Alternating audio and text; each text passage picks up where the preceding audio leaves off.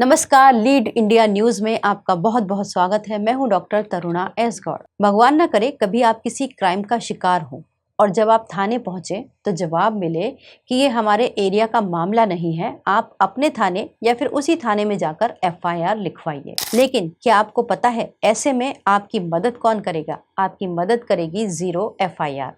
ये zero FIR क्या होती है? जो ज्यूरिडिक्शन यानी थाने, एरिया, इन सब से अलग होती है, जो किसी भी थाने में दर्ज हो सकती है, चाहे उस थाने की वो घटना हो या नहीं। जब आप किसी थानेदार से कहेंगे कि हम जीरो एफआईआर करवा रहे हैं, तो वो आपकी एफआईआर को दर्ज करेंगे और बाद में उसे सही ज्यूरिडिक्शन के अंदर भेज देंगे।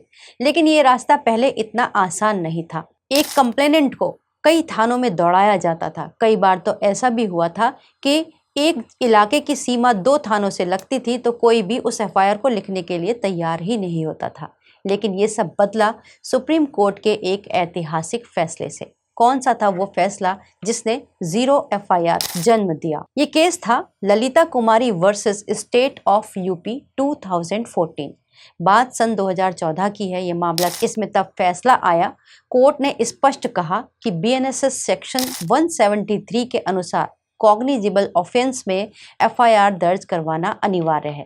मैंने आपको बीएनएसएस का लेटेस्ट सेक्शन बताया है, उस वक्त आईपीसी चलती थी, लेकिन फिलहाल बीएनएस के अनुसार ये एलिजिबल है। इसी सेक्शन के तहत आप जीरो एफआईआर को दर्ज करते हैं।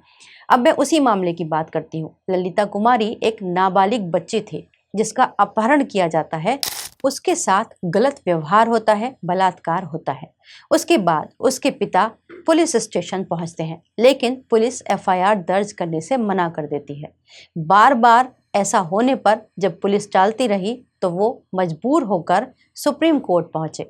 यहाँ पर क्वेश्चन ऑफ लॉ ये था कि क्या पुलिस को हर शिकायत पर एफआईआर दर्ज करना अनिवार्य है या पुलिस पहले जांच करे और उसके बाद में एफआईआर लिखे। तो इस मामले में 5 जजों की पीठ ने साफ कहा, एफआईआर दर्ज करना अनिवार्य है, मैंडेटरी है, अगर शिकायत कॉग्निजेबल ऑफेंस की हो। कॉग्निजेबल ऑफेंस यानी संज्ञेय अपराध। तो कॉग्निजेबल ऑफेंस कौन से होते हैं? जैसे रेप है, हत्या है, बड़े मामलों में साइबर क्राइम है, तो इस मामले को तुरंत से पुलिस को दर्ज करना पड़ता है। दूसरे होते हैं प्राइमरी इंक्वायरी। ये कब होता है? कोर्ट ने इस मामले को बहुत सीमित तौर पर रखा है कि मतलब अगर एफआईआर दर्ज नहीं करना है, पुलिस को लगता है कि पहले इसमें जांच कर ले, बाद में एफआईआर दर्ज करें, तो वो कौन से मामले हो सकते हैं? जैसे पारिवारिक विवाद हो गए, छोटे मोटे झगड़े हो गए पति पत्नी के बीच, कमर्शियल बिजनेस के विवाद हो गए, मेडिकल नेग्लिजेंसी हो गई, भ्रष्टाचार हो गया, या फिर बहुत देर से किसी ने एफआईआर की है, तो पहले पुलिस उसके अंदर अपनी जांच करेगी, देखेगी कि क्या वाकई में ये मामले एफआईआर दर्ज करने के लायक हैं या नहीं। लेकिन जो ये प्रिलिमिनरी इंक्वायरी है, इसके लिए भी समय सीमित है। 7 दिन से ज़्यादा पुलिस इस चीज़ को टाल नहीं सकती। जांच का कारण लिखित में पुलिस देगी और उसके बाद एफआईआर को दर्ज करेगी। लेकिन फिर भी अगर लगता है कि मामला गंभीर है, कॉग्निजेबल ऑफेंस है, फिर भी पुलिस एफआईआर नहीं लिखती, तो आप क्या कर सकते हैं? क्योंकि एफआईआर ना लिखना पुलिस की कर्तव्य में लापरवाही होती है। ऐसा ना करने पर संबंधित विभागीय जांच उसके खिलाफ हो सकती है, एक्शन हो सकता है।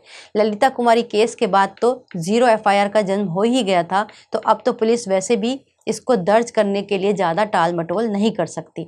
लेकिन फिर भी अगर पुलिस आपकी बात ना सुने, अगर पुलिस आपकी एफआईआर ना लिख रही हो, गंभीर अपराध कॉग्निजिबल ऑफेंस होने पर भी, तो आपके पास 2 रास्ते हैं।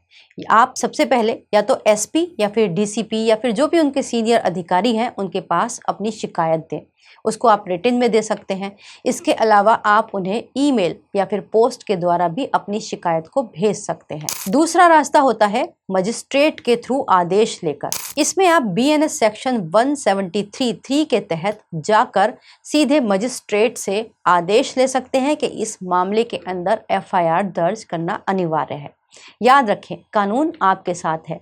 पुलिस आपको एफआईआर लिखने से मना नहीं कर सकती। पुलिस अगर मना करती है तो आप इन दोनों रास्तों से एफआईआर दर्ज करवा सकते हैं। वैसे बात ज़ीरो एफआईआर से शुरू हुई थी, तो ज़ीरो एफआईआर को करने के लिए प्रोसेस ये है कि अगर आपके साथ कोई भी ऑफेंस हुआ है, कोई भी आपके खिलाफ अपराध हुआ है, तो आप तुरंत से किसी भी नज़दीकी थाने में जा सकते हैं और वहाँ पर जाकर अपने साथ हुई घटना को विस्तार से बता सकते हैं। खास तौर से ऐसे मामले जहाँ पर महिला सुरक्षा का मामला आता हो, या फिर उसका किडनैप वगैरह हुआ हो, या उनके साथ कुछ गलत हुआ हो, तो ऐसे मामलों को पुलिस अवॉइड नहीं कर सकती। उसे तुरंत ज़ीरो एफआईआर के अंतर्गत दर्ज करेगी और उसके बाद वो संबंधित थाने को खुद से फॉरवर्ड करेगी। इसमें पीड़ित की कोई जिम्मेदारी नहीं होती। और हाँ, जब आप एफआईआर दर्ज करवा दें तो उसकी कॉपी लेना बिल्कुल भी मत भूलिएगा। तो ये थी ज़ीरो एफआईआर। अगर आपको ये वीडियो अच्छा लगे तो इसे लाइक कीजिएगा, शेयर कीजिएगा और सब्सक्राइब भी कीजिएगा। वीडियो देखने के लिए बहुत बहुत धन्यवाद। वीडियो को लाइक करें, हमारे चैनल को सब्सक्राइब करें। हमारे वीडियो सबसे पहले देखने के लिए बेल आइकन प्रेस करना ना भूलें।